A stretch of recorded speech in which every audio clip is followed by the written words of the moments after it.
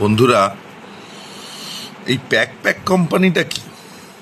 এটা তো অনেক দিন ধরেই শুনছি, এত দরদ সংবাদ মাধ্যমে, সোশ্যাল মিডিয়াতে, খালি প্যাক প্যাক কোম্পানি বন্ধ হয়ে গেল, চাকরি ছাঁটাই হয়ে গেল, প্যাক প্যাক কোম্পানি সবেতন টাকা দেবে সবাইকে বলছে। এই কোম্পানিটা কে? এরা কোনো নির্বাচিত প্রতিনিধি? না এরা কে? তার জন্য এত দরদ কিসের? এটা তো একটা প্রাইভেট ফার্ম। তা প্রাইভেট ফার্মে এত দরদ?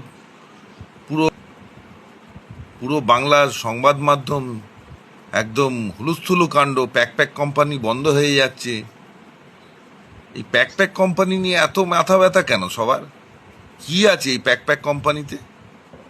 আবার অনেকে বলছে নাকি যাদের চাকরি চলে গেছে, মানে চলে যাবে 20 দিন বন্ধ বলে, তাদের নাকি আবার সরকারি চাকরি বা তাদের চাকরির ব্যবস্থা করে দেবে। ও আমাদের টাকায়, আমাদের টাকা পয়সায়, ট্যাক্সের টাকায় তাদের চাকরি হবে, আর আমাদের কোনো চাকরি হবে না, তাই তো?